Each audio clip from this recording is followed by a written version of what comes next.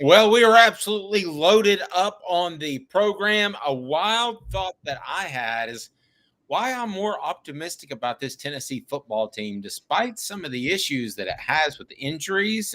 Jermod McCoy, Miles Kitselman, and of course, you have the omission of Nico Iamaleava. So I'm going to mix in a little bit of hindsight 2020. So there's going to be some of that that's going to be included. So it's a little bit unfair of a look, but there are some things I didn't know about Tennessee's football program this time last year that I feel pretty confident on. Go ahead and hit that like and subscribe button. We greatly appreciate that.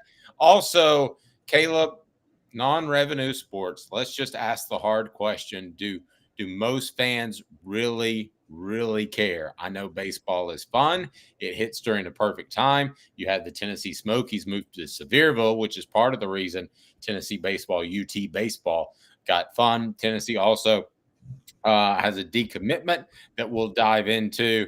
So we've got a lot to get to on the program today. And I'm curious where you stand initially off non-revenue sports.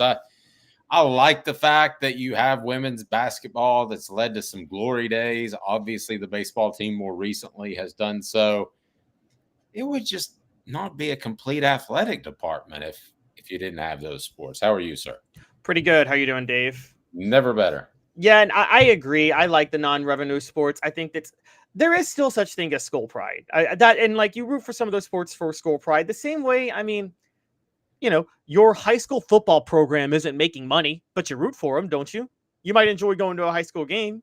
So, I mean, shouldn't the same apply to college athletics? I mean, yes, football and men's basketball are different. They are specifically money makers, but amateur athletics across we shouldn't just throw away amateur athletics if they don't make any money anymore. That's not the point of college in general.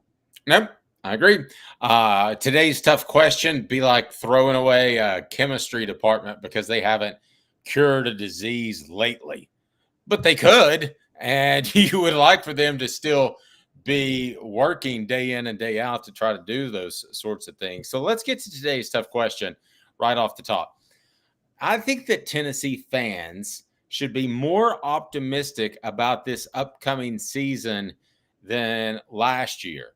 And that sounds crazy because optimism was at an all-time high. Now, I'm going to use a little hindsight's 2020, and that's going to factor into my decision, Caleb. So feel free to call me out.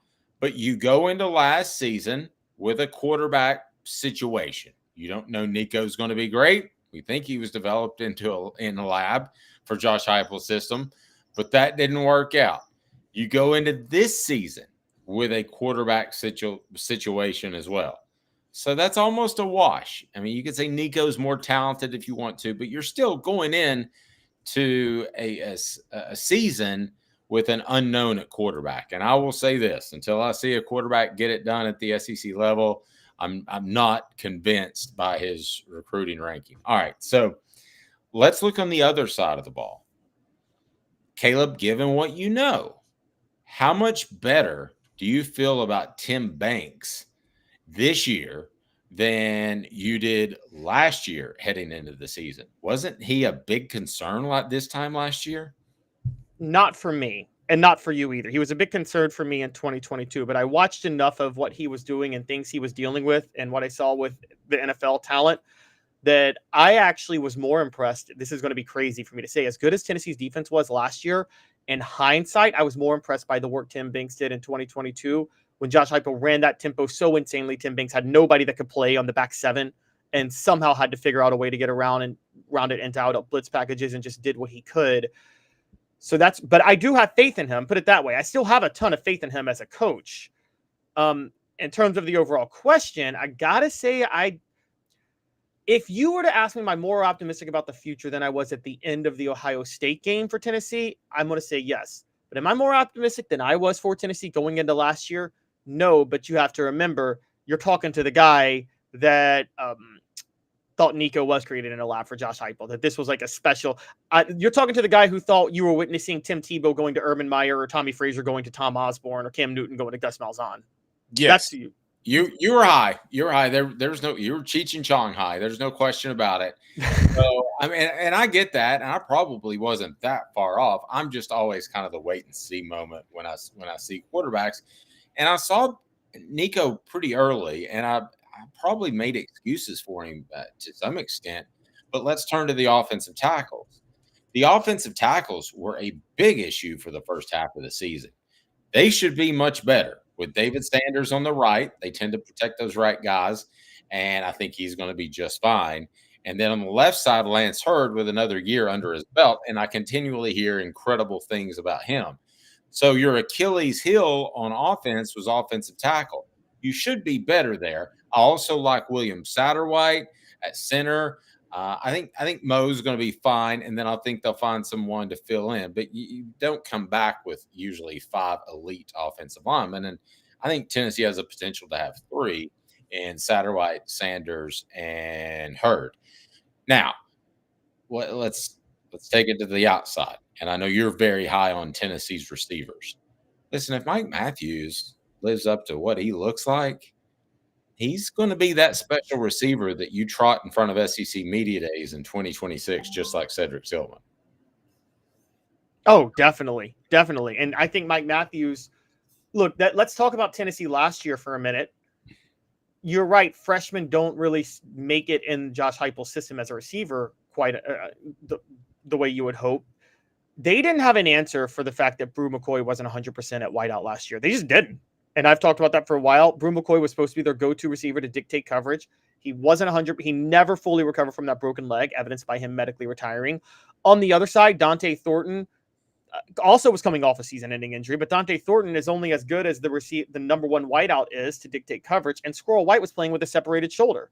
So I do think that when you... And his eye probably elsewhere. I mean, we know, I don't want to get too much into the psychology of it, but can you imagine if you're on a team and you love that team and those are your brothers, but by the same token, we all know it's been widely reported Squirrel does have a son, and you're thinking about maybe this other job, Florida State provides some more financial security. I think that has happened a lot, and I hope it's limited a little bit by the fact that universities are going to be affected by, they're going to be limited by how much they can spend.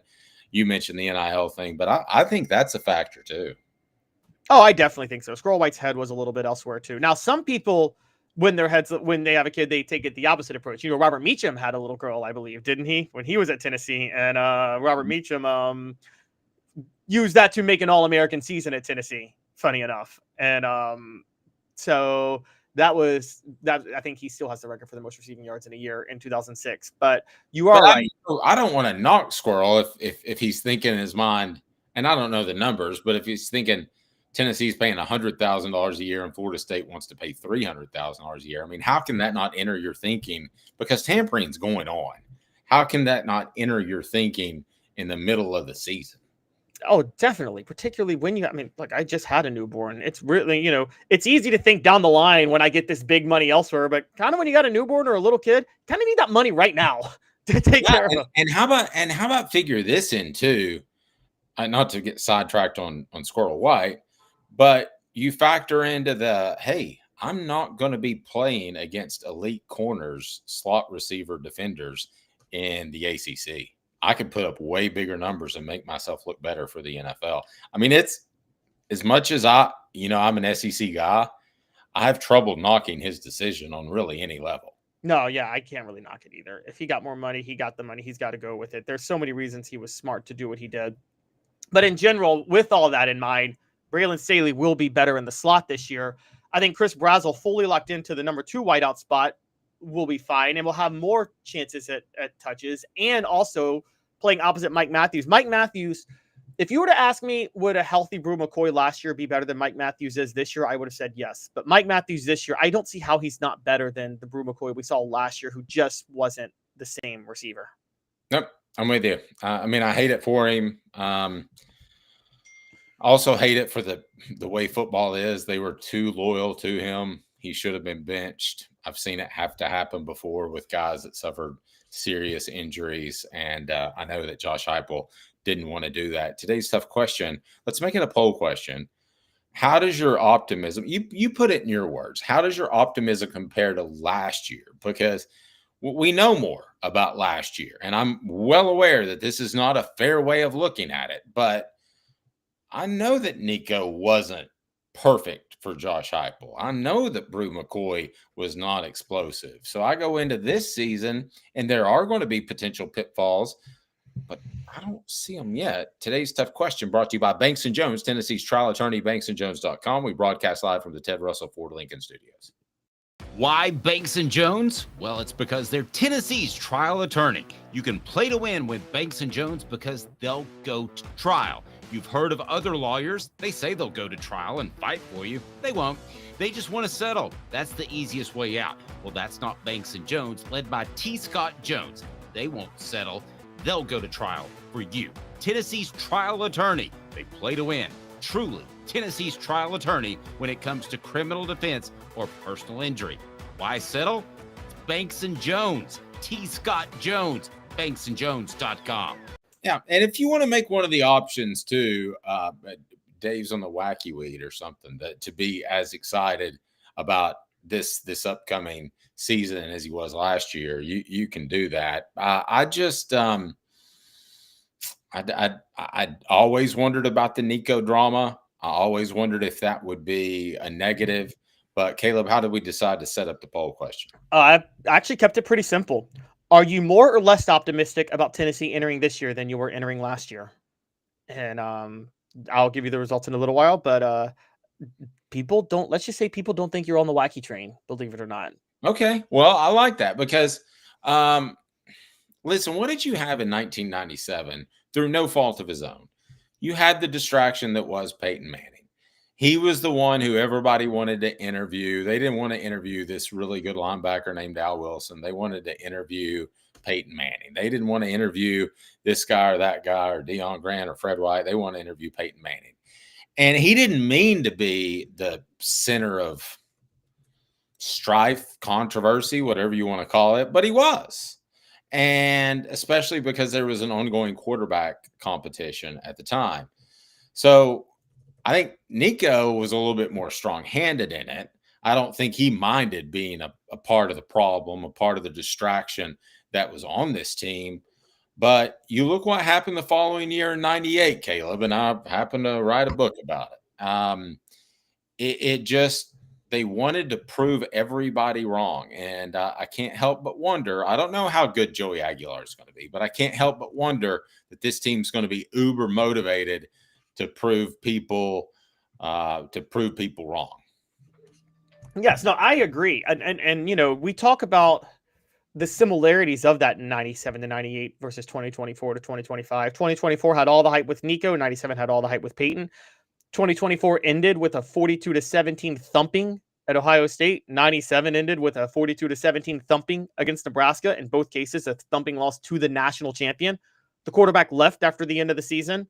There were just so many similarities. And by the way, they opened the next season against Syracuse, and both instances are opening this year against Syracuse also.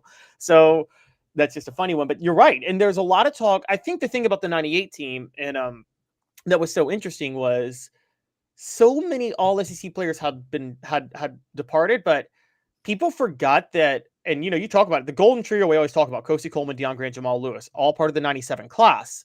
And what's not talked about enough is that 97 Tennessee class on just pure talent may have been the greatest recruiting class in history. And they were all about to be sophomores and they all had a year of experience under the belt and were ready to play college ball by 98. And that was a huge difference. Here's the other thing too, and I don't want this to sound like a Nico bashing thing, but did he really recruit for Tennessee? No, he didn't. He didn't. And by the way, he was not much of a leader. We know George McIntyre was more. And by the way, going to the defensive side, because people are going to ask about the elephant in the room, Jermon McCoy's ACL tear. Colton Hood coming in as a Colorado transfer, you brought this up. Great analogy. It's the NFL or the college football version of a 10-day contract where you sign a guy just to fill a void until the other guy gets fully healthy. But Colton Hood can fill that void for a month.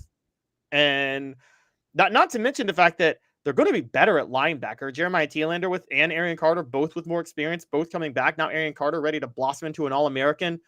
And on the defensive line, you got a lot of guys coming back. Plus, yes, I know James Pierce is gone. But Joshua Josephs, Jordan Ross, you got guys at the edge rusher position that you should still be fine there. Do me a favor here for a moment, if you don't mind. Look at pull up the 2 deep for Tennessee headed into Josh Heupel's first year would have been 21, correct? Right. Okay.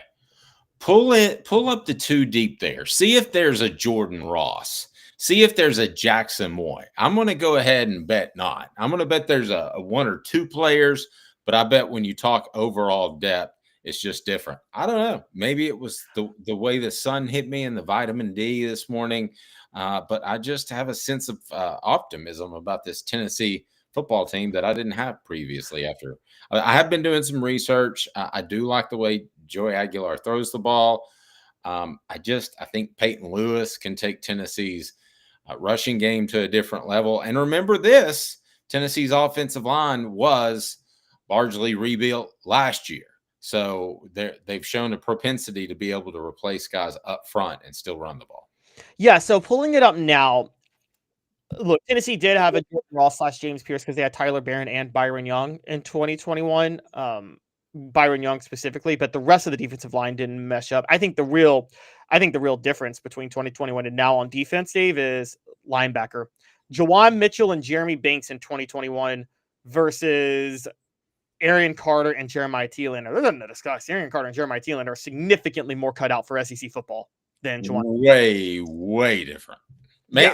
Maybe the biggest reason for optimism on the entire team. Oh, yeah. The linebackers they're not getting talked about enough. Arian Carter is a potential superstar, and Jeremiah Thielen can be really, really, really good.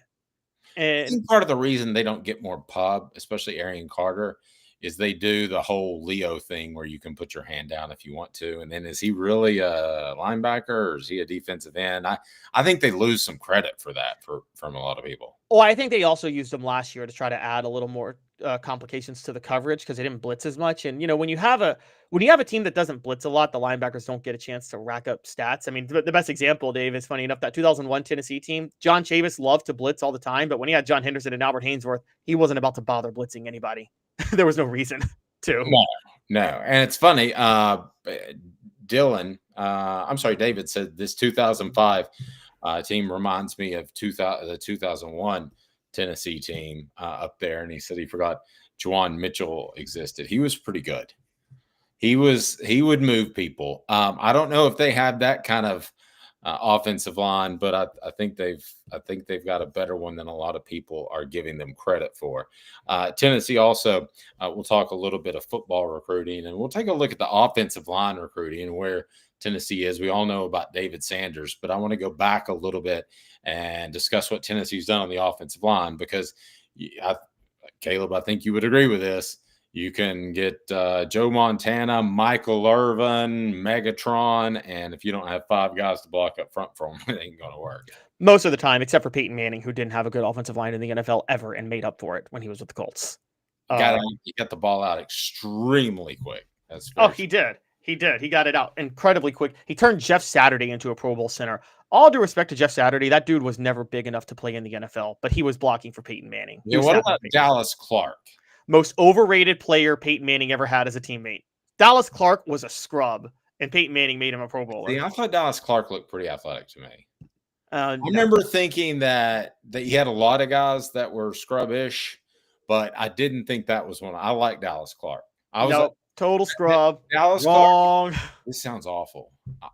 I thought he was more athletic and had better hips, and at one point, if they'd have traded, if Cowboys would have traded Jason Witten, I would have been okay.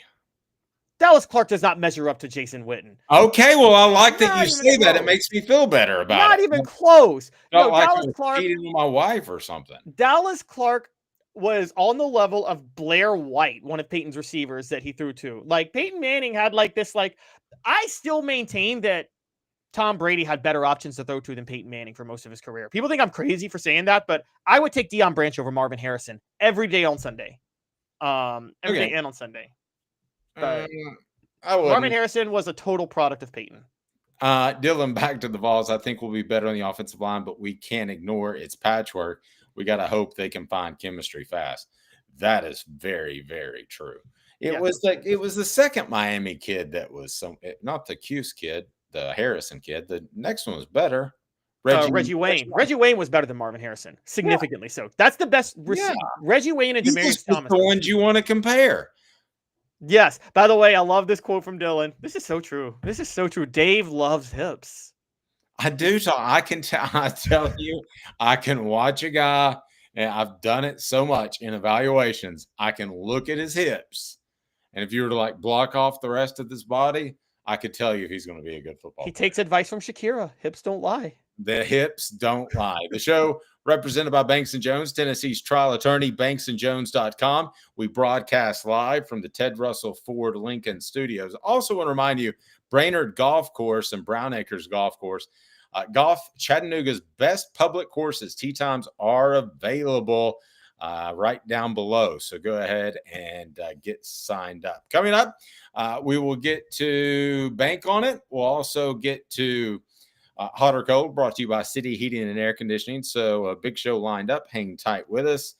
No, I don't check ankles too. The hips don't lie. Now, Hugh Freeze is a big ankle guy. Did you know that? Oh, I know that. He's also he may be a big high school girl guy, but you know. All righty. Trying to get us sued. The show represented by Banks & Jones, Tennessee's trial attorney, banksandjones.com. We broadcast live from the Ted Russell Ford Lincoln Studios. Travis says something about those hookers and hips. Well, the good ones, at least. All right, stay tuned. 2 minutes, and then we get back on topic off the Oak Sports. Why Banks & Jones? Well, it's because they're Tennessee's trial attorney. You can play to win with Banks & Jones because they'll go to trial. You've heard of other lawyers. They say they'll go to trial and fight for you. They won't. They just want to settle. That's the easiest way out. Well, that's not Banks & Jones, led by T. Scott Jones. They won't settle. They'll go to trial for you. Tennessee's trial attorney. They play to win. Truly, Tennessee's trial attorney when it comes to criminal defense or personal injury. Why settle? It's Banks & Jones. T. Scott Jones. banksandjones.com. Now in its 45th year, the second and third generations continue Joe Newbert's commitment. His vision of what this business needed to be, we still try to live up to that. Joe Newbert Collision Center. Community banking is about location and much more. It's about family. We reside in your community. We are a part of your community. At Commercial Bank, our commitment extends beyond the walls of our branches.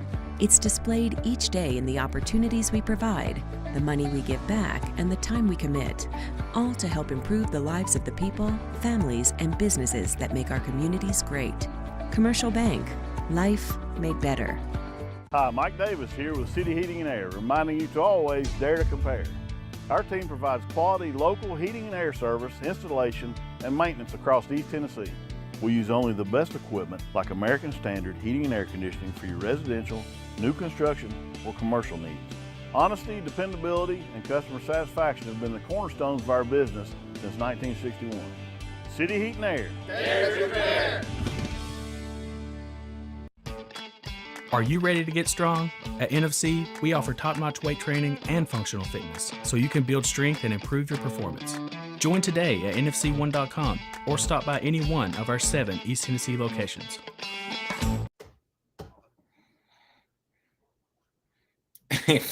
Fourth down, Coop. What are you doing? Dave, we can't hear the board, remember?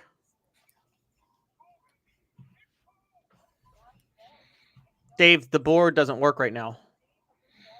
How do we not have the board up and running? I thought we had the board up and running. It's not checked. Yeah, we can't hear your sound machine. Oh, well, that's not good. I think I can fix that, though. I feel quite confident that I did fix that during the break, but I didn't take the final step. So I'm going to go ahead and take the final step right now because I believe that people deserve to hear this.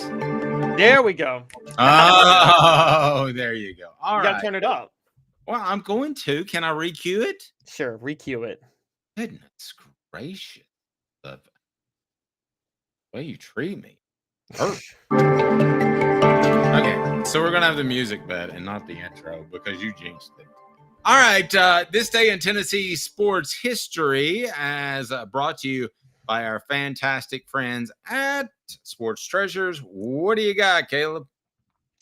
On this day, 9 years ago, former Vol Jordan McRae was a member of the Cleveland Cavaliers when they beat the Golden State Warriors in Game 7 to win the NBA title. It was the first NBA Finals championship for a former Vol since Reggie Johnson won it with the Sixers in 1983. This day in Tennessee sports history. It's cool, baby. It's cool. Now you know, and knowing is half the battle. The Dave Hooker Show with Caleb Calhoun.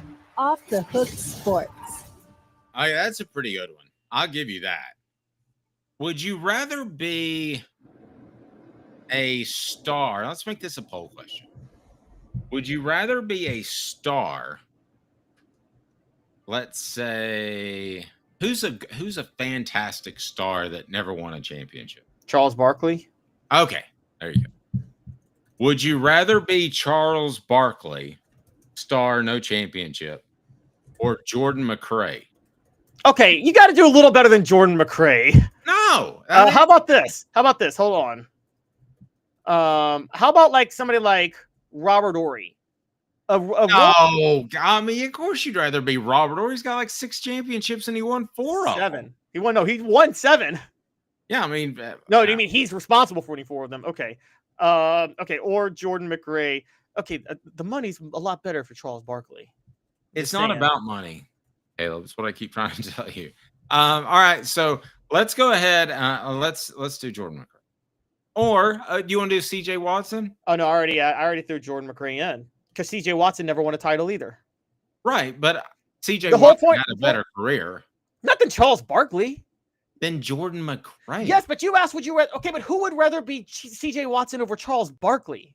Oh, he didn't win a oh yeah. Okay, so he didn't win a championship. I feel like there's a better one. Okay, so go ahead and vote now. Nobody's going to say Jordan McRae. Everybody would rather be Charles Barkley.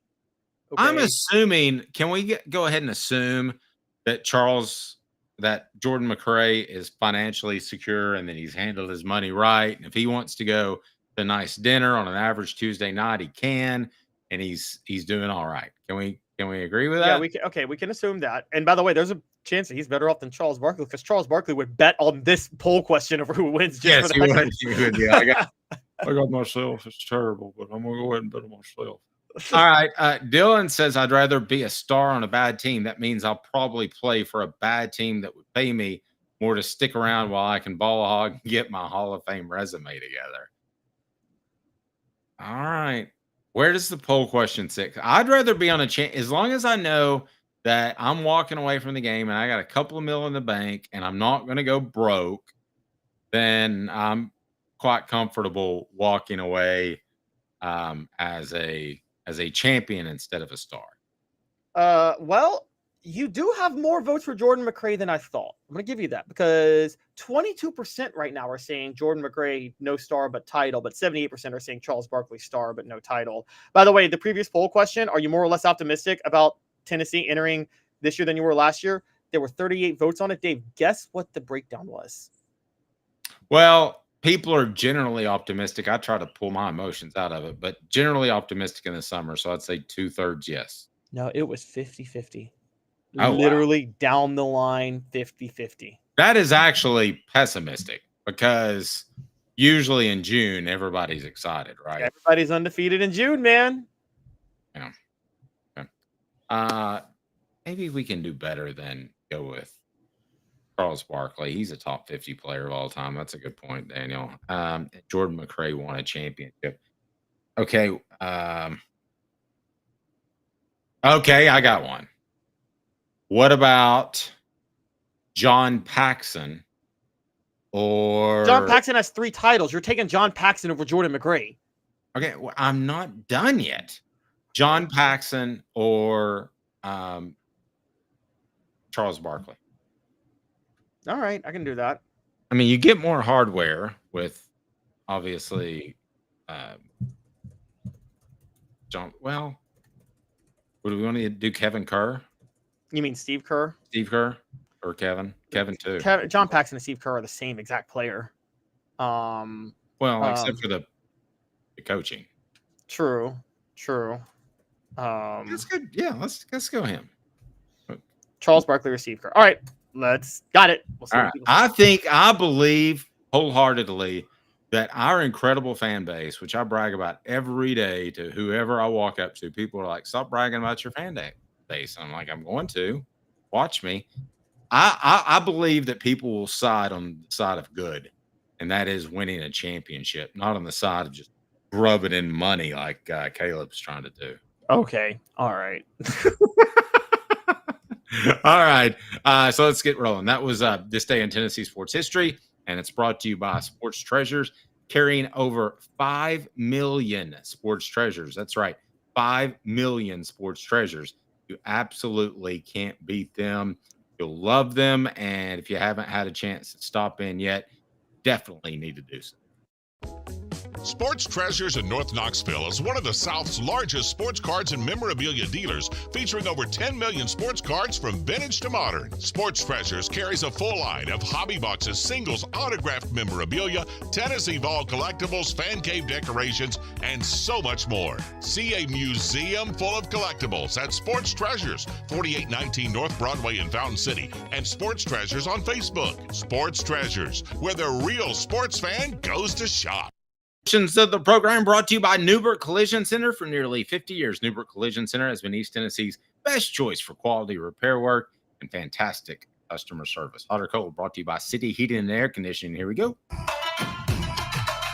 All righty, we get the music bed half the time and not the other production element because the word has gone crazy. Did I mention we got struck by lightning? I think that could be part of it. All right, so let's go ahead and dive into this, Caleb.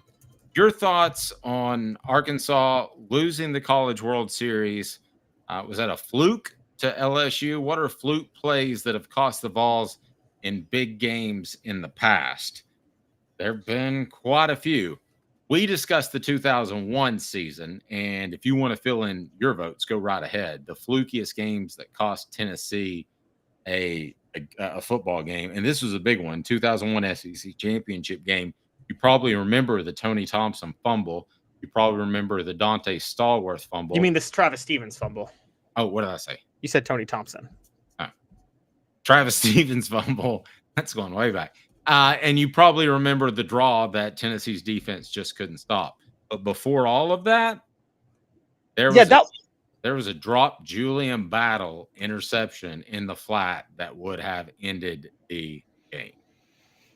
Yeah, and that actually, interestingly enough, breaking all this down. So the 2001 is the most heartbreaking, worst loss for Tennessee in Tennessee football history. It's not, they didn't lose it off a fluke play though. So that's why I'm comparing this, and we're going to play hot or cold, is the fluke losses that we're going to name with Tennessee.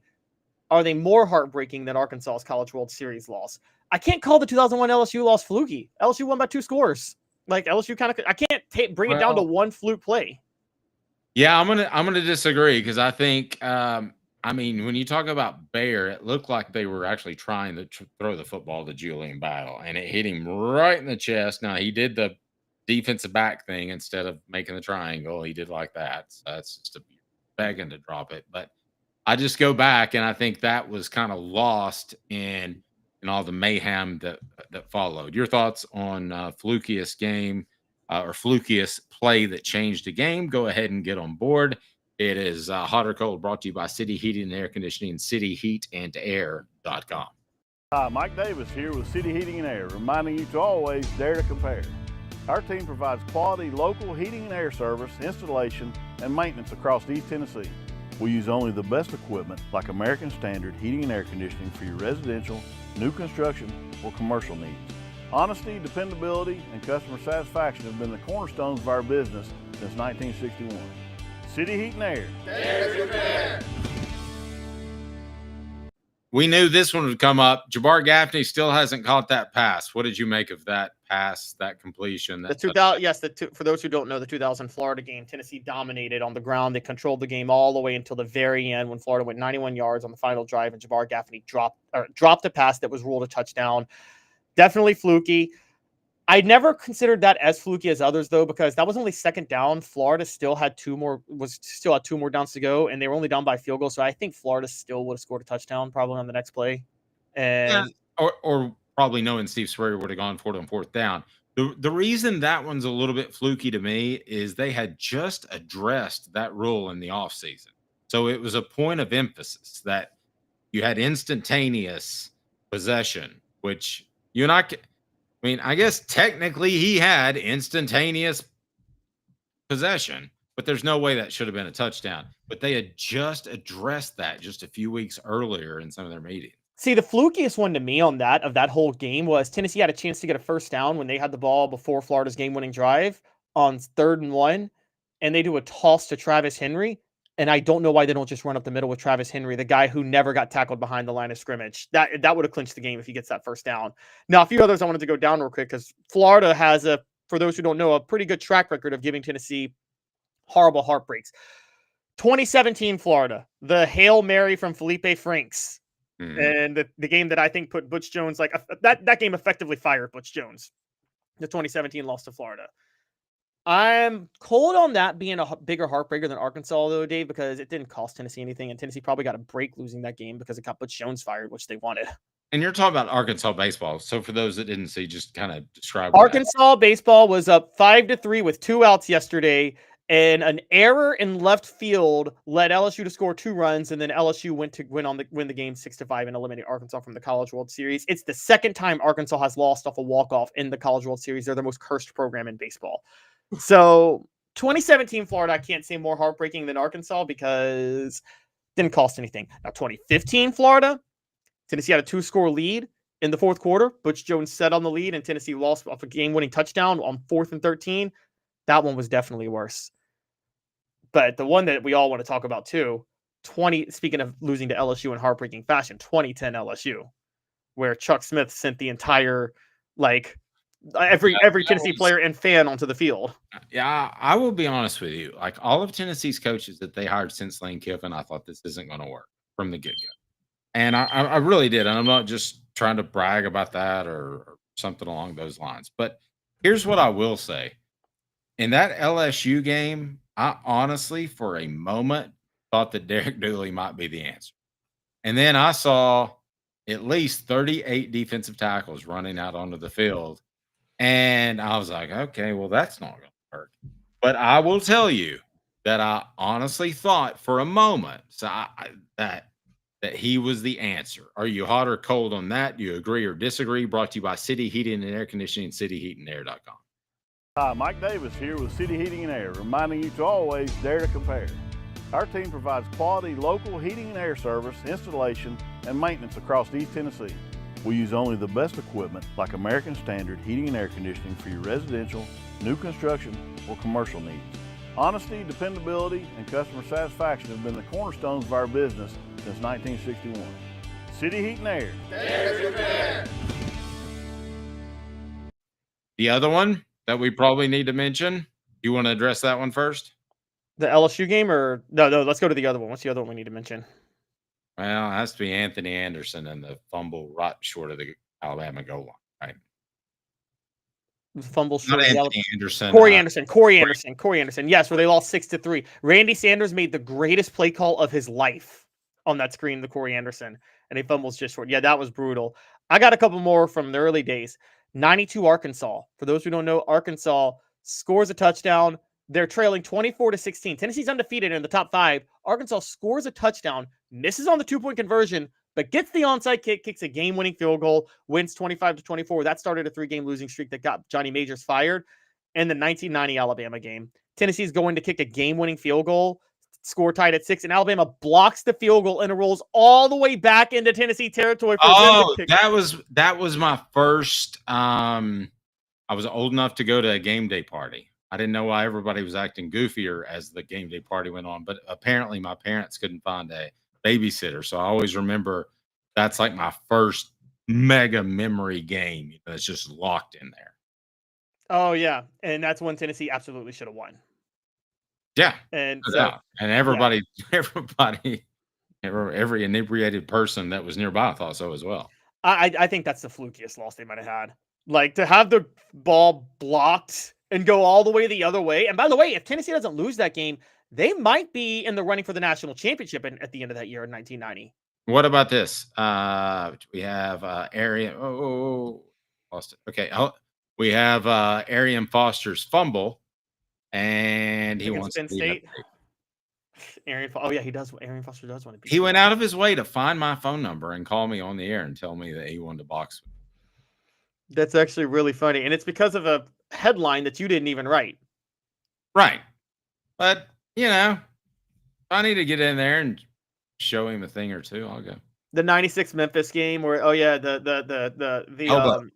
the elbow down that wasn't called. That is true, but at the same time, you're Peyton Manning. You shouldn't be only scoring 17 points against Memphis. You should be and like people were like, I know some people have defended like, well, they had a bunch of draft picks on that defense. It's Memphis. You're Peyton Manning. You were the best quarterback of a generation. You should score more than 17 points against a Group of 5 program like that. No, that team. I think that team had some issues in terms of consistent motivation and maturity, and I think it actually helped them in '98. So I agree with you. I'm going to do that again. Yeah, no, I totally agree with you on that. I mean, in particular, the Auburn game. If you're a defensive player, you want to go over to the sidelines, and Al Wilson's hurt, but he's waving a towel, and he looks like he's about to go crazy on somebody who doesn't do their job. I mean, that they were so disciplined. It was just amazing. That was a hideous win. Remember that Auburn game? It was really ugly. They had a couple of hideous wins. You know the sad story of the Auburn game? I mean, it's kind of a sad story in the moment, but T. Martin, obviously from Alabama, that was his first start back home in Alabama, in the state of Alabama. He had his whole family show up for that game. Tennessee won, but T. Martin was horrible in that game. And I think that a lot of people felt T. Martin should be benched after that game in the Auburn game. And it wasn't until the next week against Georgia where they realized, T. Martin's our guy. Well, I think they were very blessed that things blew over with T. Martin. Because if you remember, there was supposedly a Tennessee booster who helped him financially about the time he became a top flight prospect. Not when he was 11 or 12. What are you talking about? But when he was, how dare you? I know, but when he was 14 or 15. Went up to Bud. Remember those wax statues they had of Peyton Manning and T. Martin? Do you remember those? Yep. Mm-hmm. I went up to Bud Ford one time and I said, would I get in trouble if I stuffed a little bit of cash in Martin's pocket? The show represented by Banks and Jones. BanksandJones.com. You didn't like that? That's a pretty good one. East Tennessee. He is absolutely your lawyer. And we're very blessed to be associated with Ted Russell Ford Lincoln Studios as well. That's our studio sponsorship, and we love them. And the customer service is through the roof. Coming up here momentarily. Now, I would never stick to there. Do you want to go through any more of these through City Heating? We pretty much knocked them off. I think the ones that are more heartbreaking, we pretty much knocked them off. I think the ones that are more heartbreaking than Arkansas's losses: 2015 Florida, 2000 Florida. I guess I'll give you 2001 LSU Tigers battle. Played 92 Arkansas and 90 Alabama. Yep. All right. Coming up, something that hits really close to my heart, and I have to use my head and not my heart when I tell you how I feel about this upcoming decision. But as I'm just afraid that women's athletics aren't going long for the taking. If you enjoy it, you better get out there now. Stay tuned. 2 minutes off the Hook Sport. It's a new year, a new day, and Ted Russell Lincoln has an exciting new offer to share. Right now, get a 2024 Lincoln Navigator with 0% APR for 72 months and up to $4,000 in bonus cash. Or drive away in a new 2024 Lincoln Corsair Grand Touring with 0% APR for 60 months and up to $4,500 in bonus cash. It's time to get excited about the ride. Come and see what a luxury car experience truly is at Ted Russell Lincoln Knoxville. Now in its 45th year, the second and third generations continue Joe Newbert's commitment. His vision of what this business needed to be, we still try to live up to that. Joe Newbert Collision Center. Having been in the jewelry industry for a long time in the Knoxville community, I saw a need for a jeweler, a real jeweler. Our ability to do these designs has really been based on the customers bringing new things in and challenging us as a store. Our goal is not to tell anybody what they want. Our goal is to listen to what they want and then help them get there. Schedule your consultation today to get your special someone the perfect custom gift just in time for the holidays.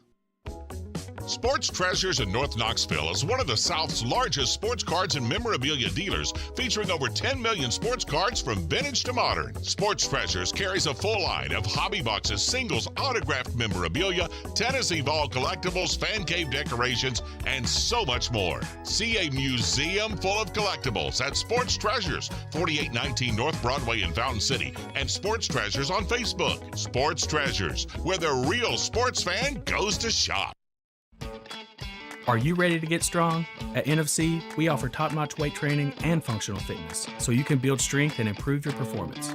Join today at nfc1.com or stop by any one of our 7 East Tennessee locations. Cooper Mays here. Second down.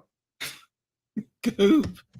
What are you doing, Coop? Cooper Mays here. Hit like and subscribe. Thank you. Ginger Power, the Dave Hooker Show with Caleb Calhoun.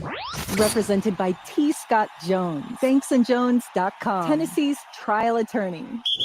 From the Ted Russell Ford Lincoln Studio, East Tennessee's #1 volume and customer service dealer, Ted Russell Ford and TedRussellLincoln.net. Now to the Dave Hooker Show on Off the Hook Sports. Okay, I have a little challenge leading into our next topic. We're going to go deep here for a second. Before we get to cutting sports, let's talk the recruiting story, the flip. Okay, let's do that. So this is less serious. But, yes. Tennessee with a flip. What can you tell us about the latest in recruiting? Yes, and this will be bank on it, guys. And we're talking about Tennessee lost 3-star wide receiver Tyran Evans, who decommitted from the Vols yesterday out of North Carolina in the 2026 class, excuse me. I have a theory, and it's bank on it, and I'll let you set it up for it. But here's my bank on it. Tennessee lost Tyran Evans. Tennessee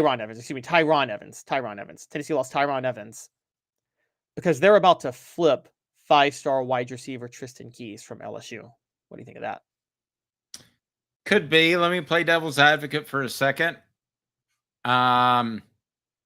You're early in the recruiting process. Why not keep Tyran Evans and whoever else you can get? This point, because my theory is Tyran Evans at 6'3" wants to be the go-to wideout of a school, and if Tristan Keys flips to Tennessee, there is no way in hell he will be a go-to wideout. I think Tyran Evans has decided to flip, and I think maybe a school like Bill Belichick is offering him a few things at North Carolina, since he's from North Carolina, because he could be a go-to receiver at North Carolina. So I think this all comes down to Tristan Keys, who is an LSU commitment, but he's out of Hattiesburg, Mississippi. But Tennessee is making a huge run for him.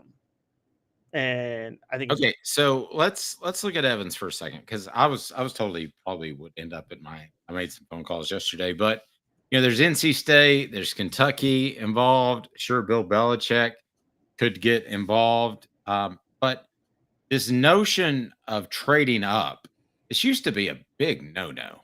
I don't know if you're aware of that, but if you did something like this in the old version of recruiting, which is you're essentially saying that they pulled the scholarship, right? No.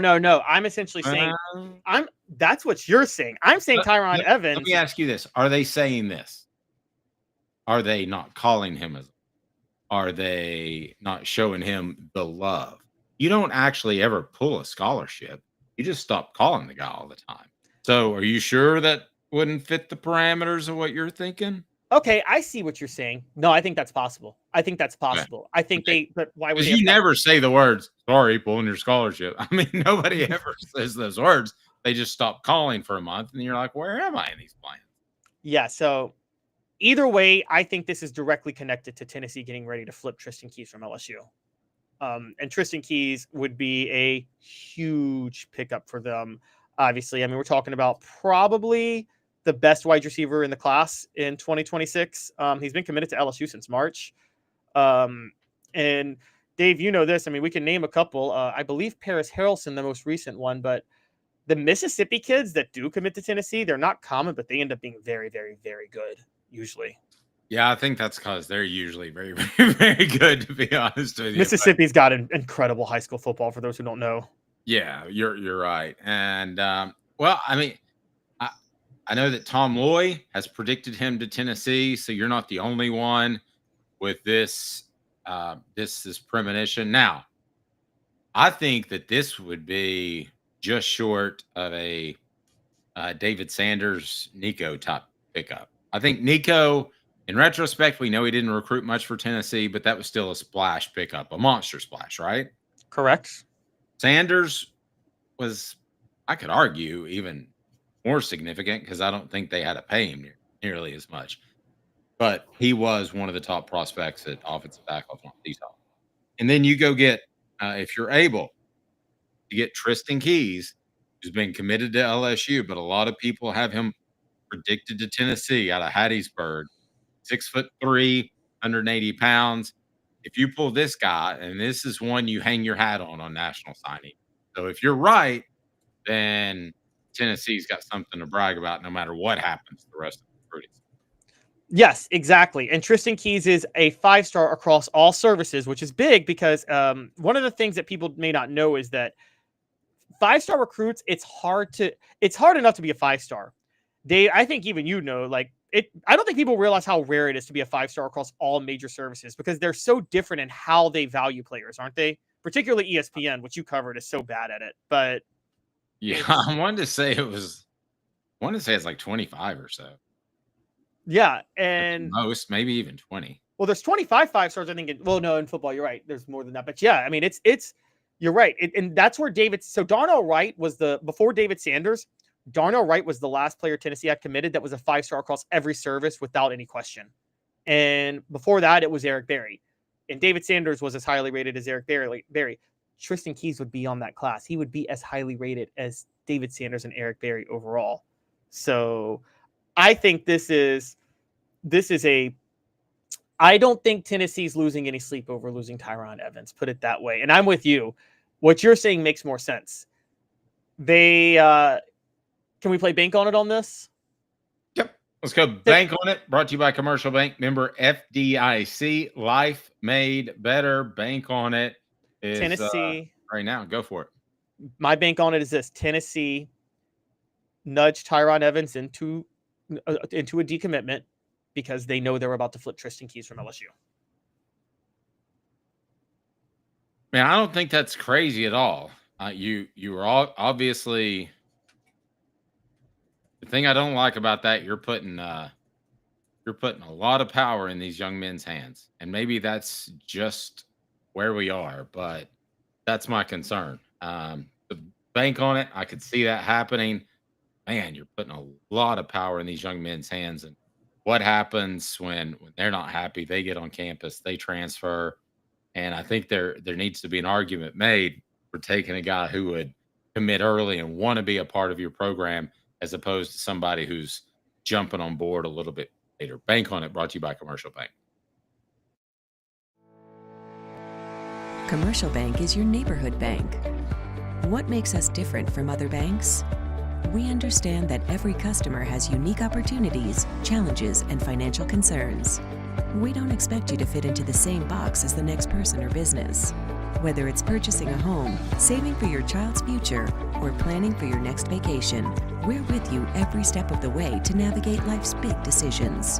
Commercial Bank. Life made better. Man, I guess I'm trying to think, what kind of receiver do you want? Given the fact that it takes a year to pick up this offense, some receivers have gotten frustrated and left. Do you want a guy that's in love with your university and wants to be the best receiver he can? Or do you want a guy who's just uber talented? Caleb, I could make the debate that you want the guy who's glued to your university, wants to be a superstar there for 3 years or maybe even 4. And I think that you're going to see programs to continue to evaluate that. I mean, which would you rather have? Jason Swain, who's dedicated and talented enough, or Robert Meacham, who was unguardable when he was healthy? Is that really a question? Is that really a question between Jason Swain or Robert Meacham? I'm curious. He only got one good year out of Meacham. Yeah, and you got one semi-good year out of Swain. I mean, like, Robert Meacham all day. It's easily Robert Meacham. And by the way, I understand your point. You don't want like a bust of a 5-star who's like a diva who don't work out. I'm not saying you want James Banks, okay? But I am saying that, like, let's just put it this way. Brew McCoy glued to Tennessee, loved it. Still couldn't do what he still shouldn't have been playing last year because of his injury. Love the guy, respect everything about him, but come on. You're taking Robert Meacham every time. And by the way, sometimes players who are that talented fall in love with the program when they're there. I mean, you've covered a lot of 5-stars, haven't you? That they actually, not only were they 5-stars, but they became great, or 5-star caliber players. They became great leaders and great ambassadors for the program at the same time. And so there's no reason that couldn't be the case. And particularly with the receiver also. It's funny you bring that up. If I can interrupt for just 1 second. I always thought that was one of Philip Fulmer's greatest overlooked strengths, because generally within a year, and this happened year in and year out, by the end of a year, those players were in love with Tennessee. Oh yeah, they you're right. He scouted guys who loved Tennessee a lot. It was a great culture. He got a little less picky in the 2000s because he had to be, because Mark Richt kind of walled off Georgia a little more than, like, Fulmer used to go into Georgia and get whoever the hell he wanted, pretty much. And then he had to be a little specific. So yeah, but in general, I'm taking the wideout that's a 5-star and the raw talent. I don't need them to be a leader. I don't expect them to be a leader. I'm not here to watch them be a leader. I have no issues with the wideout not being a leader. All they have to do is catch balls that come their way. That's it. Jalen Hyatt wasn't really a leader. Still won the Biletnikoff because Hendon Hooker was the leader of that team. Yep. Wouldn't argue with that. The show represented by Banks & Jones, Tennessee's trial attorney, banksandjones.com. Look at the message board for a moment.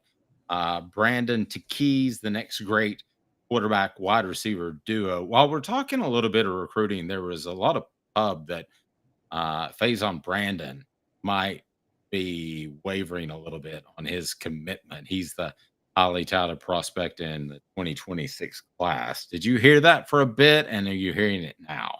I'm not hearing it now. That was a thing back in winter, and there were talk that he was there was talk that he was looking elsewhere, and there was talk that maybe his recruiting stock was going to fall. The exact opposite has happened the last week. He looks all in on Tennessee. He's apparently recruiting for Tennessee, and ESPN, I did a segment on this yesterday, based on what they've been seeing, have him the best quarterback at the Elite 11 camp. Like, he's apparently wowing everybody. One analyst said that he's ahead of where Hendon Hooker was at the same time, and Hendon Hooker's age. Well, can I tell you this? A lot of the stuff that you're saying is basically a lot of recruiters trying to bring him down a little bit and hope that they can make him more approachable. I can see that.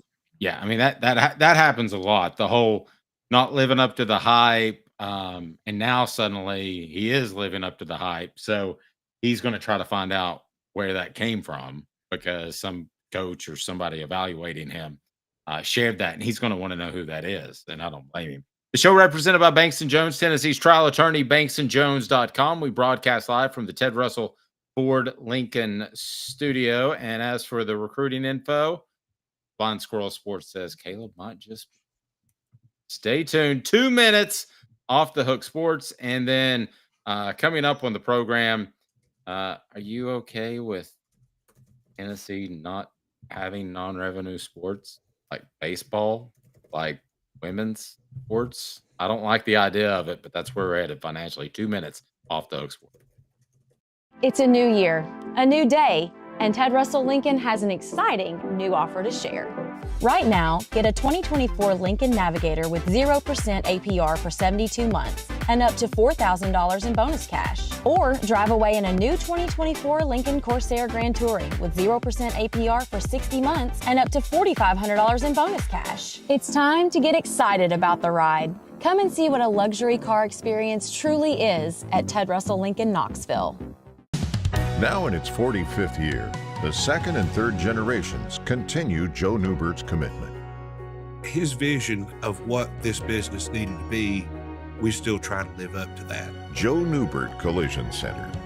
Having been in the jewelry industry for a long time in the Knoxville community, I saw a need for a jeweler, a real jeweler. Our ability to do these designs has really been based on the customers bringing new things in and challenging us as a store. Our goal is not to tell anybody what they want. Our goal is to listen to what they want and then help them get there. Schedule your consultation today to get your special someone the perfect custom gift just in time for the holidays. Sports Treasures in North Knoxville is one of the South's largest sports cards and memorabilia dealers, featuring over 10 million sports cards from vintage to modern. Sports Treasures carries a full line of hobby boxes, singles, autographed memorabilia, Tennessee Vol collectibles, fan cave decorations, and so much more. See a museum full of collectibles at Sports Treasures, 4819 North Broadway in Fountain City, and Sports Treasures on Facebook. Sports Treasures, where the real sports fan goes to shop. Are you ready to get strong? At NFC, we offer top-notch weight training and functional fitness, so you can build strength and improve your performance. Join today at NFC1.com or stop by any one of our 7 East Tennessee locations. And here we go. It was a huge waste of time, like bringing a married guy to Vegas. Then there's this guy, the Dave Hooker Show with Caleb Calhoun. Represented by T. Scott Jones, banksandjones.com, Tennessee's trial attorney. From the Ted Russell Ford Lincoln Studio, East Tennessee's #1 volume and customer service dealer, Ted Russell Ford and TedRussellLincoln.net. Now to the Dave Hooker Show on Off the Hook Sports. All right, stat of the day coming up. Also, 4 Downs brought to you by Ted Russell Ford Lincoln on Parkside Drive and, of course, on Kingston Pike, East Tennessee's largest volume dealer. They'll have what you want.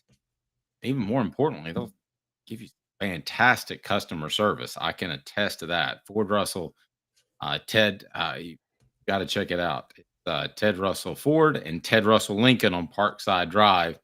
And, of course, there on Kingston Pike. Again, the buying process was absolutely unbelievable. All right.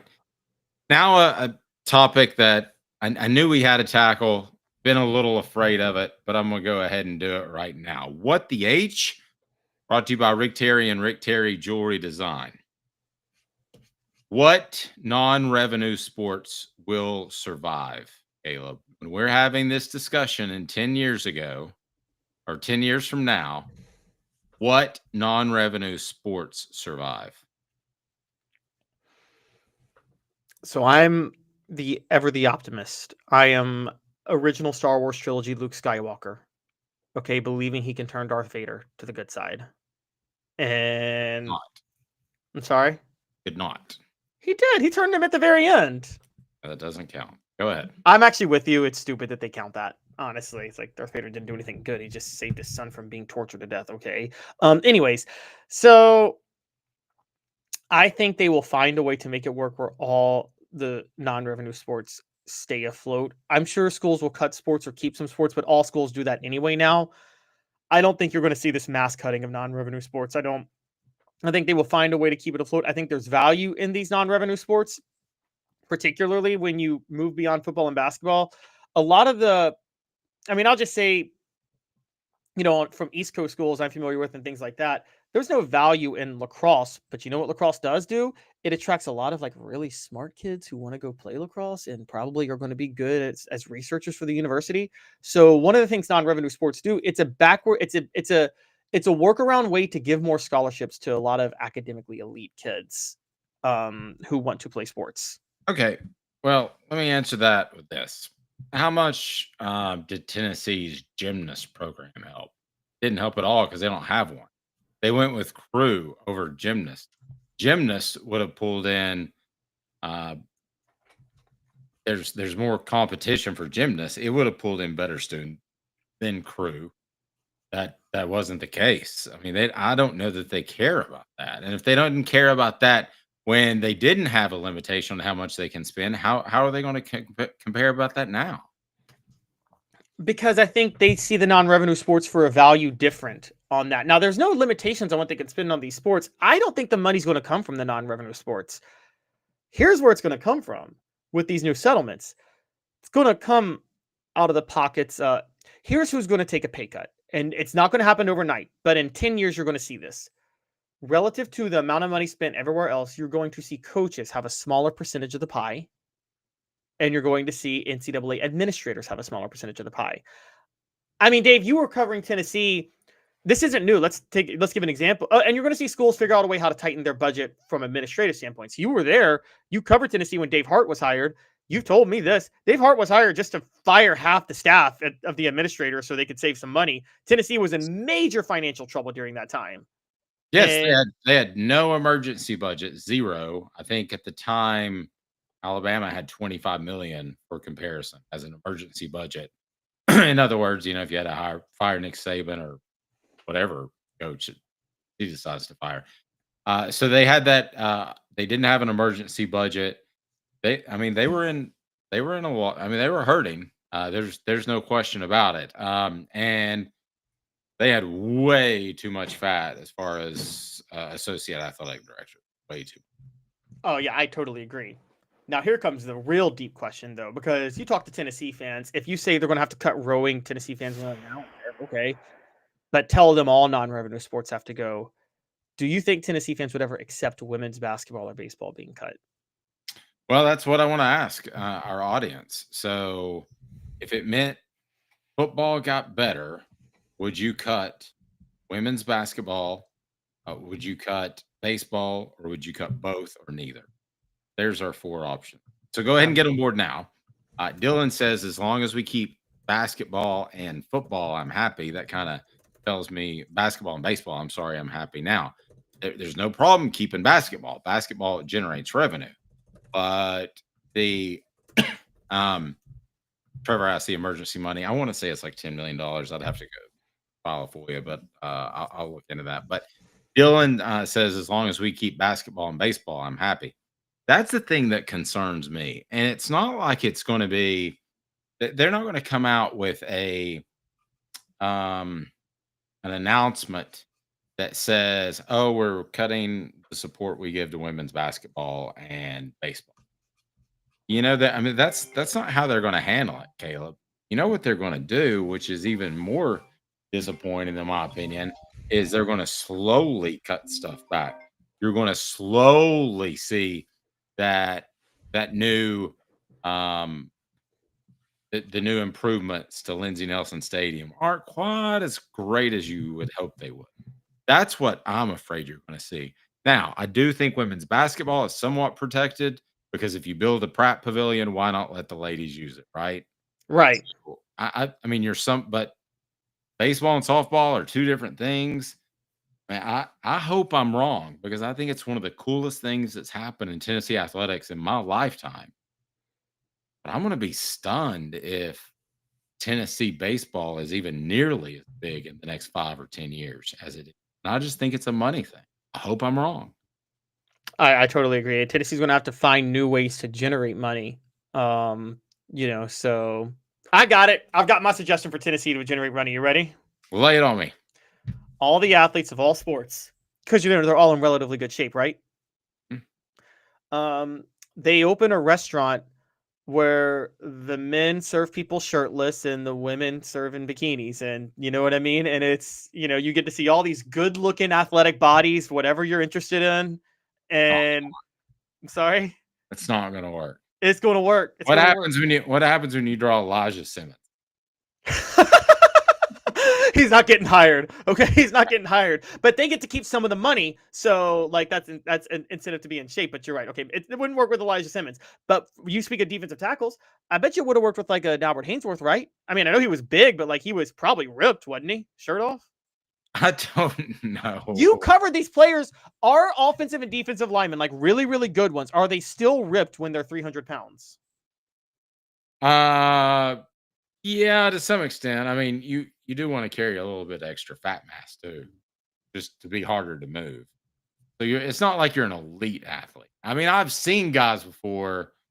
I remember Carl Lawson and Robert Kimdiche, for some reason, they were getting ready for camp. And I was like, those guys are 300 pounds and ripped. But no, for the most part, you still have a little bit of a belly. Okay, so figure out something to do for the athletes that were required to have a little bit of a belly. Okay, so figure out something to do for them where they can still make money. Maybe they're the cooks in the back, because the big guys are usually the best cooks. So comfortable with that. Cook in the back works. Yes, for me. But the receivers and the quarterbacks got to serve it shirtless. and all the sports, they have to do this. This is how you generate money, guys. All right. I just figured it out. I have saved athletics. Okay. You objectify the bodies of all the athletes. Basically, you're suggesting, according to one of our callers, as an OnlyFans to generate money. A Tennessee Vols OnlyFans site. That's just, oh my gosh. Oh, Nathaniel says we'll call it Only Balls. Okay, I have no interest in putting this together whatsoever.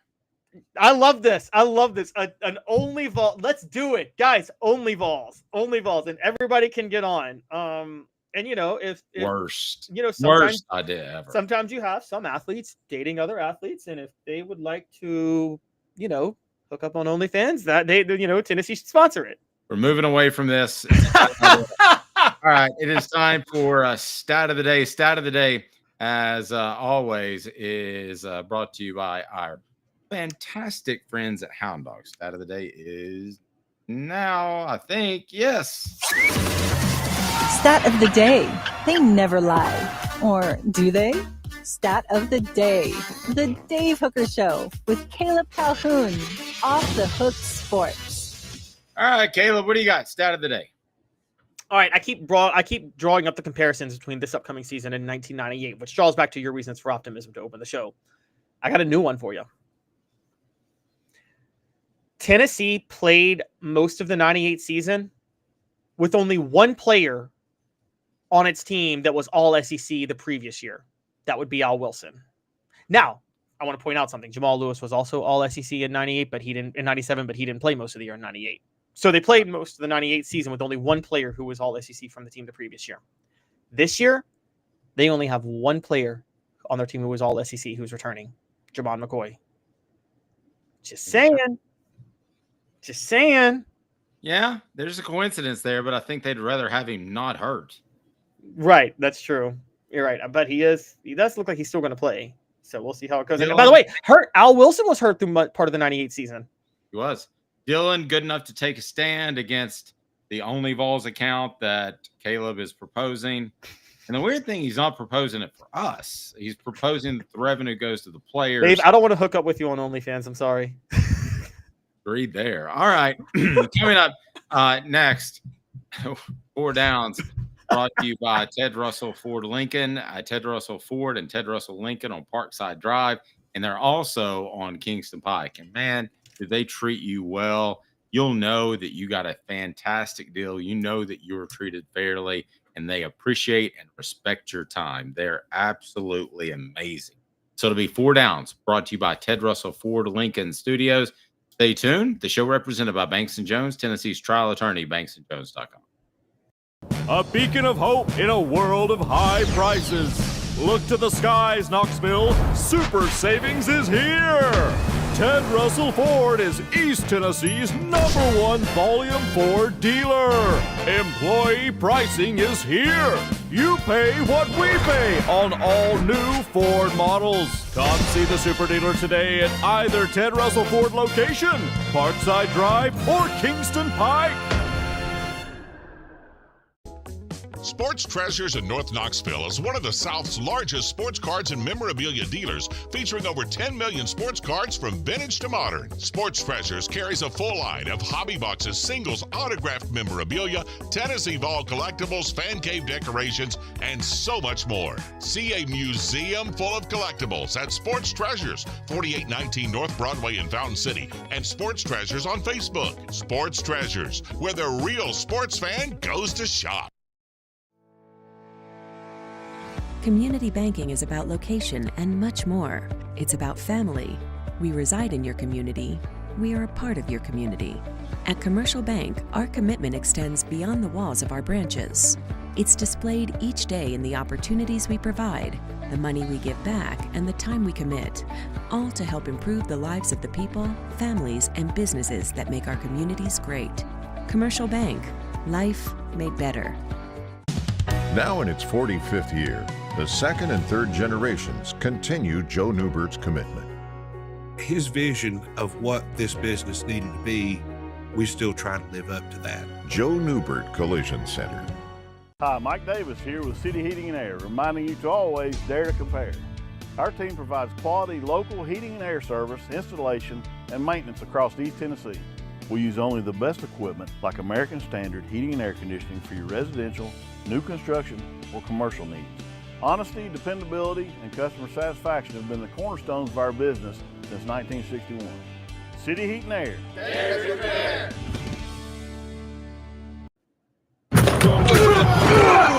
Come on, guys, it's game time. 4 downs.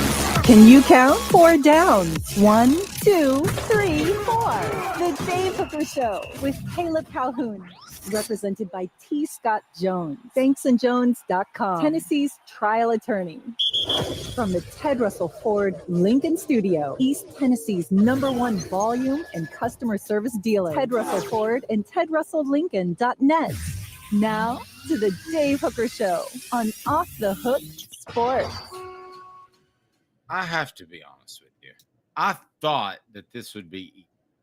When I decided that the college football playoff is the way I wanted to go, which I think I was about 3.5, I thought it would be pretty easy. I thought 12 teams, it made a lot of sense, but fine. I was personally an eightist. I wanted 8 teams. I thought that was good. I didn't think 9 could stand a realistic shot of winning the championship, and I still don't. But with the way they have it now, who knows? I had an idea in my mind, Caleb, that it would just be a very simple formula like the old BCS.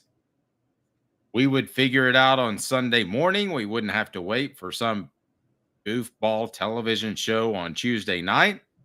But as it turns out, none of that has happened.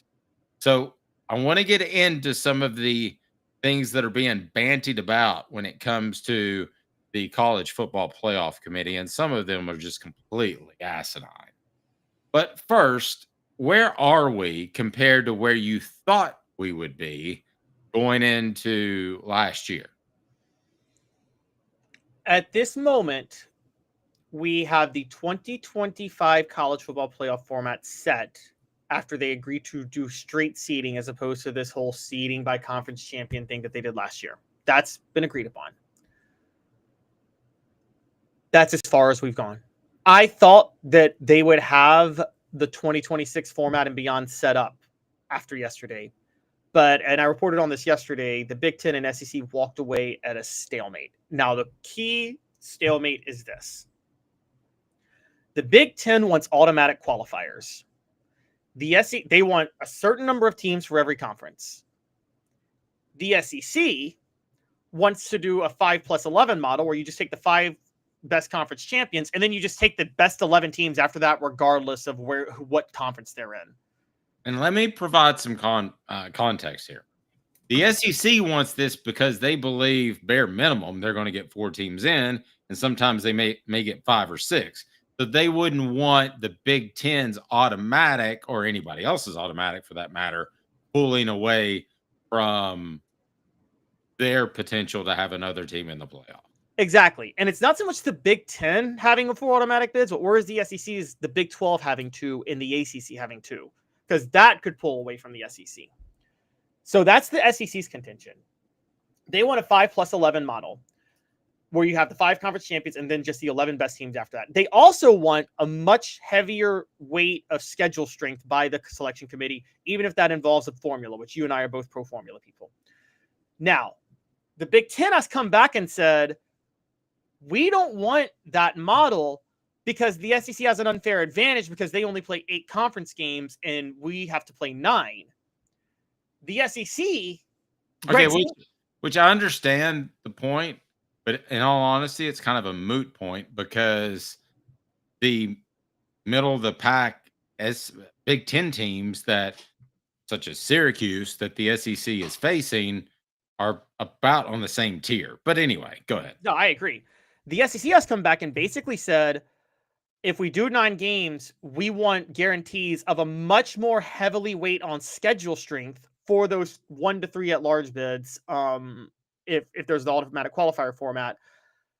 And that's tough for the SEC, but the other drawback for the SEC is that, and this is the really hard part, they want a guarantee of more money from ESPN if they're going to go to 9 conference games, because their argument to ESPN is, we're giving you guys an extra conference game. We're making you guys a lot more money. You need to share some of that money with us. So they want to renegotiate their contract with ESPN before they go to 9 conference games. And ESPN, for obvious reasons, doesn't want to renegotiate that contract because ESPN's got the sweetest deal in all of deals when it comes to sports rights with the SEC. Yeah, and they're going to lose those eventually. I think you'd agree with that. When they go to a super conference, ESPN's going to have to re-up. I don't know, though, how complicated it is to divvy up all that money. General Ursa says waiting for a super league with 8 conferences with an 8-team conference champion, only playoff. You got to have wild cards to a certain degree. You got to make because if you're going to do that, you got to make non-conference games matter somewhat. Yeah, but I was an eightist. I would have gone with, at the time, I would have gone to the conference champions of the 5 major conferences. Now it's 4, and I would have picked up 3 wild card teams. Yeah, what I would have done, what I always wanted, and I was with you, and I actually thought this would have done what I wanted, which was preserve the value of the regular season. Take the 5 major conference champions, and right now it's 4. Take 1 lower conference, like the best team of all the lower schools, right? Of this bottom half. Just take the best team of them, give them a shot, go let them get their brains blown out, and then take 2 wild card teams out of that. I just don't know of many years. There are a lot of years, almost every year, where we say the 9th highest seeded team in basketball could win a championship, right? Yeah, exactly. Usually it's around, to me, 8 or 12 teams that I think, yeah, I could definitely see them hoisting a trophy. In football, when do we ever say that the 9th best team is closing the year strong, or that found its own, or that something? That is just, Cinderellas just don't happen. It's never more than really 6. I would say it's never more than 6. Now, I get it. Yeah, actually, you're right. It's never more than 6. And just so people know, this past year, for people who talk about Ohio State, yes, they were the 8th seed in the playoff, but they were ranked number 6 in the college football playoff. It's never more than 6 teams that have a chance to win it all. And I thought Ohio State was a bit surprising as well. So what were the top 6? I'm curious in the ranking. Oregon, Georgia, Texas, Penn State, Notre Dame, Ohio State. Yeah, it was never more than 6. Nobody. And by the way, some of those teams didn't even have a chance to win it. I mean, honestly, Georgia, Texas, Ohio State, and Oregon were the only teams with a chance to win it. Well, you have to give Notre Dame credit for getting there. You do. I tend to agree with you. The eye test, I'm like, Notre Dame was not on that same. Yeah. And so we're being generous when we say 8. And the reason we're being generous is the reason we're saying 8 is, okay, get a couple of other teams, okay, now you got every team that has a chance. And then a couple of teams that may think they have a chance that have the opportunity to maybe score an upset and then get their brains blown out when they play somebody good. All right, let's go. Some of the 4 downs that I want to throw out there, because listen, college football is changing right now. And these are the potential compromises that they'll have. Yep. So let's get to it now. It is 4 downs, brought to you by our good friends at Ted Russell Ford, Ted Russell Lincoln on Parkside Drive in Kingston Pike, East Tennessee's largest volume dealer. You'll be so glad you chose Ted Russell. A beacon of hope in a world of high prices. Look to the skies, Knoxville. Super savings is here. Ted Russell Ford is East Tennessee's #1 volume Ford dealer. Employee pricing is here. You pay what we pay on all new Ford models. Come see the super dealer today at either Ted Russell Ford location, Parkside Drive, or Kingston Pike. All right, so let's dive into this right now. 4 downs, brought to you not only by Ted Russell Ford Lincoln, but also brought to you by this guy. Cooper Mays here. Hit like and subscribe. Thanks, Coop. First down. Coop here. First down. All right, first point on this, go. So the first potential compromise that they will come out, and these are my predictions, by the way, of one of these 3 things is going to happen. The first potential compromise, the automatic qualifier takes hold, which is 4 teams for the SEC, 4 teams for the Big 10, 2 for the Big 12, 2 for the ACC, 1 group of 5. That is 13 teams automatically getting in per conference based on conferences, and then an at-large bid of 1 or 3. Now, here's the compromise, because the SEC doesn't want that. The compromise is the at-large bids are 3 instead of 1, and the College Football Playoff Selection Committee heavily weighs strength of schedule metrics for those 3 at-large bids. I think that's what's going to happen. So I'll also give it. I think it's going to happen, but I don't like that it's going to happen. I don't like the at-large bids either. I'm not a fan of the at-large bids, but I wasn't a fan of the 12-team playoff. I'm not a fan of the 16-team playoff. I wasn't a fan of a playoff. So I've already lost this battle. All right. What's next? The 5. I thought you were going to give me Cooper. I need Coop. Oh, I'm sorry. I can't. Cooper's got to spot the ball. First down. That's right. And then I need that was first down. I need Cooper to set up second down. Oh, man. Cooper Mays here. Second down. Sorry about that. Dave's that ref that takes forever to spot the ball in a college football game. Well, you got to get your camera time. Okay, so second down. Here's the other compromise. This is possible now because the SEC does go to 9 games, at which point we get the 5+11 model the SEC wants, and the SEC negotiates a deal with ESPN to get a significantly larger portion of money. And again, the 5-11 is 5 automatic bids winning the conference, and then 11 at large, just the best 11 outside of that. Yes, they go to a 5+11 model, while the SEC goes to 9 games and gets a giant chunk of money from ESPN to do so. I don't see that happening because then I think the Big Ten would want their chunk of money, and they're already getting too much. Well, no, but the SEC. This is the SEC's own personal negotiations with ESPN with their TV deals. The SEC would renegotiate their current contract with ESPN. I just think Tony Petitti, the commissioner of the Big Ten, would probably call Greg Sankey and say, just throwing this out there. Wouldn't be the end of the day if you didn't renegotiate your television deal square dab in the middle of it, because then then I'm going to want to do mine. I think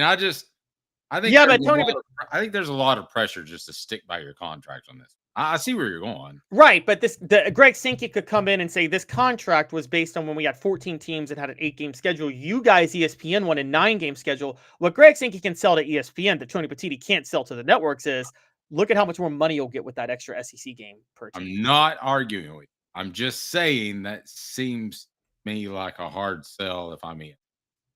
I'm going to fight it every step in the way, right? Yes, okay. Totally agree. All right, here we go. Tennessee center Cooper Mays here. Third down. All right, what's third down, Coop? All right, third down is the 2025 model stays as it is. Just 12 teams, top 5 conference champions, 4 teams get a first-round bye, but the College Football Playoff Committee reverts to a formula like the Basketball Power Index or the net rankings of the NCAA, and they put a ton of value on schedule strength. They put significantly more than they put last year, at which point Alabama and South Carolina would have gotten in over SMU and Indiana. Okay, so last down is this. All SEC center Cooper Mays here. Fourth down. Which one is more likely? I love the work you put into this, but I don't think any are. I think they'll just hold pat till 2026. They haven't made. Well, this is about what's likely for 2026. Right. And they'll just hold pat for 2026, and don't be surprised if they hold pat for 2027. They don't know what to do until they take the major jump of making a super conference. If they do that, they'll feel the need to change some things around. Until that point, I have no faith that something's going to be changed. Let's just put it out there. Josh Bate has said this before, and we need to say it here. College football is a great product that is run by very average people. And that's been college football's problem. You ever met a bowl committee? Good Lord. Oh, God, those Oh, yeah. Yeah, it's a great product run by average people. And I'm not just saying, I'm going to say it. Heck, you can do pine straw and get into college football. Exactly. And here's where the average people are. It's not actually the commissioners, because Dave, you and I both know this. The commissioners are puppets to be faces of the athletic directors and presidents of those universities, right? Yes. The athletic directors and presidents are the problem. They are the problem of this sport right now, because they all have competing interests that are not for the. They all have competing interests that are not for the betterment of college football and it's doing the sport. Can't argue with that. The show represented by Banks & Jones, Tennessee's trial attorney, banksandjones.com, as we broadcast live from the Ted Russell Ford Lincoln Studios. Tomorrow should be a big day, as I want to discuss what former Vol would you most want to play golf with? Because I think there are a few out there that would be fun, and I can provide some insight. But we just had the U.S. Open, so I was considering kicking that around. Stay tuned. The show represented by Banks & Jones, Tennessee's trial attorney, banksandjones.com. There will always be recruiting news as we broadcast live from the Ted Russell Ford Lincoln Studio.